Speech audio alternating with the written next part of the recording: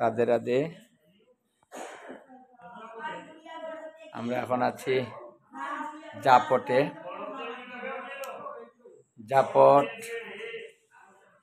আমরা জাপটে আছি। এই যে এদিকে আসো। এই যে জাপটে যে শ্রীকৃষ্ণ কালী রূপ ধারণ করেছিলেন সেই রূপটা দেখুন।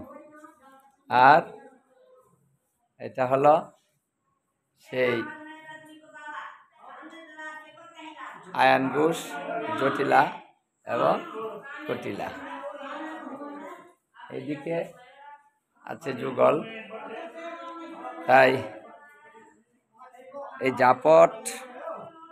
জাপটে রাধারানী বাস করতেন, রাধারানী এসে থাকতেন। তাই আমাদের যুগপীঠের মধ্যে এই জাপটের কথা উল্লেখ আছে। তাই জাপট কিন্তু আমাদের কাছে খুব গুরুত্বপূর্ণ, কারণ জাপট হলো আমাদের ভজনের স্থান। তাই যারা বৃন্দাবনে আসবেন অবশ্যই জাপট দর্শন করে যাবেন, জাপট দর্শন না করে যাবেন না।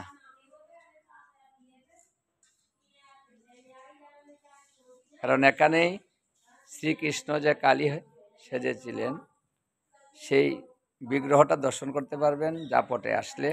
এখানে আয়ান ঘোষ এবং জটিলা কুটিলা সেই যে বিগ্রহ সেটাও দর্শন করতে পারবেন। জাপট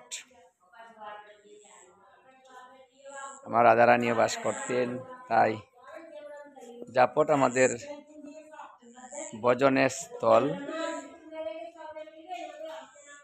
তাই যারা বৃন্দাবনে আসবেন জাপট দর্শন করে যাবেন। দেখুন সেই বৃক্ষটা আমি আপনাদের ঘুরে ঘুরে দেখাচ্ছি। সেই বৃক্ষটা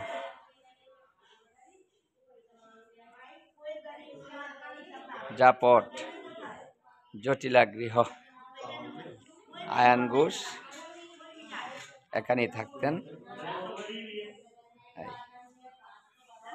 রাধে রাধে। আসবেন, দর্শন করবেন। রাধে রাধে।